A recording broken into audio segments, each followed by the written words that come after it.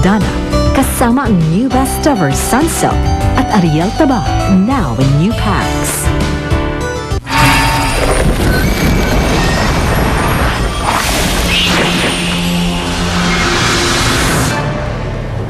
Alam kong kung kayo masusunod, ayaw niyong tumanggap pa ako ng tulong sa kanya. Pero kailangan ko pa rin pong bayaran yung utang ko sa inyo. Kahit magtrabaho ulit ako sa kumpanya niyo, gagawin ko yun. Teka, babalik ka sa kumpanya? Si Veronica pala, nilipat ko na ng department. Kaya siguradong hindi na kayo magkikita. Hindi ka magtatagal dito, Adana. I'll make sure. Sana hindi totoo yun. Alimaw na yun? Oo nga, babae may buntot daw. Sus, maniwala naman kayo. Ang taas-taas ng tingin sa inyo ng mga tao. Tapos yung magiging girlfriend ng anak niyo, isang babaeng taga-squatter ng tita. Lagot sa akin yung Adana na yan. Humanda siya sa akin. Look, tita. There she is. Ang papaliwanag ka.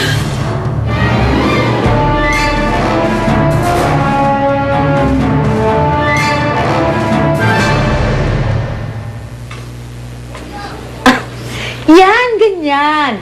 Magtrabaho ka. Hindi yung lagi kang nakahilata. At saka hindi pwede yung wala kang pinagkakakitaan, no? Babalik naman po ako dun sa club ni Tonyo. Nagpapagaling lang po ako siya. Aba, dapat lang, no?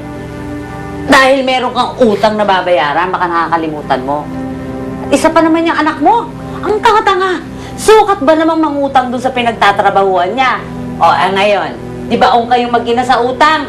Eh, hindi na kayo makakaraos niyan. Chang, lahat naman po ng problema may solusyon. May awa po ang Diyos. Nako, sa inyo mag-ina, malas talaga kayo. Kaya, hindi na kayo makakaraos kahit kailan, maghihikahos na lang kayo. Aling Teresa? Oh, bakit ho kayo gumagawa niyan? Di ba ho pinagpapahinga pa kayo ng doktor? Hoy, hindi naman niya ikamamatay yan, ano? Para nagkukuskus lang ng sahig eh. Napakapaki-alamero mo. Ay! Ano lang ho gagawa niyan, Aling Teresa? Alimol ka talaga, oh. Di na ho naawa sa inyo. Ayos lang ako, Joma. Kaya ko naman eh. Huwag kang mag-alala. Alam mo, mabuti na nga lang, may bago ng trabaho si Adana. Para hindi naman siya na papag-initan ni Chang Olga, di ba? Alam ko ba kung saan nagtatrabaho yung anak ko? Mabait ba ang boss niya? Oho, magaan lang ho yung trabaho ni Adana ngayon. Sa opisina din ho. Mabuti naman kung ganon. Magiging maayos na at maganda ang buhay ng anak ko. Akala mo, siya mag-aahon sa'yo sa pusali? Hoy, tandaan mo itong sasabihin ko sa'yo. Hanggat nandito ako, hindi ka makakaahon sa basurang pinanggalingan mo! Mama! Sa'yo! Siguraduhin ko na hindi ka na babalik Bitawan niyo si Adana! Ma, bitawan mo si Adana, sabi! Ano ba? Huwag ka nakikialam dito, Billy! Alam niyo, Mami, sumusobra na kayo. Walang ginagawa sa inyong masama si Adana.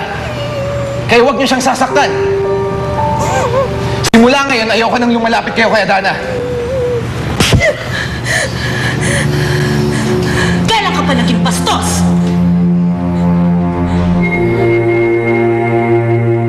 Alam mo, marami akong pangarap para kay Adana. Gusto kong makapagtapos siya ng pag-aaral. Gusto kong yung maging masaya siya katulad ng mga ibang normal na tao. Bakit ho? Normal naman ho si Adana. Hindi naman ho siya katulad kong Pilay.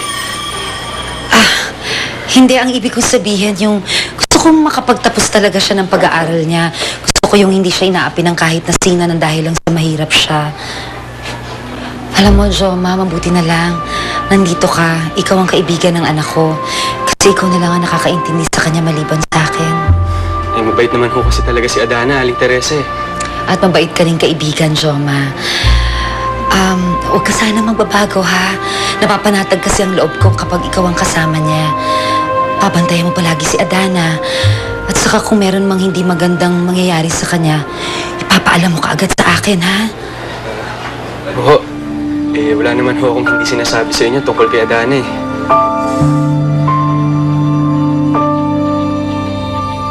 Gusto ko lang naman. Layuan niyo si Adana.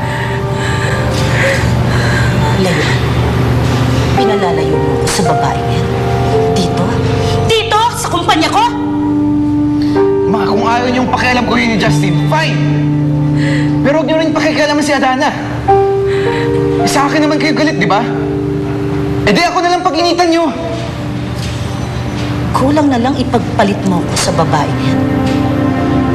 Billy, hindi kita binigyan ng karapatan sa kumpanyang to para magdala ka ng kung sino-sinong basura dito. Ma, kung kikilalanin niyang mabuti si Adana, makikita niyang mabuti siyang tao. Kaya pala, pati nanay niya ikaw nagpapa-ospital. Ano bang pinakain sa'yo ng babaeng yan, ha? Paano niya nabilog ang utak mo? Ma, hindi niyo pera ang ginamit ko. Kaya kung ano man gagawin ko sa pera ko, wala na kayong pakialam dun. Sir Billy, tama na po. Ako na lang aalis. Talagang aalis ka. Ma, stop it! Ma!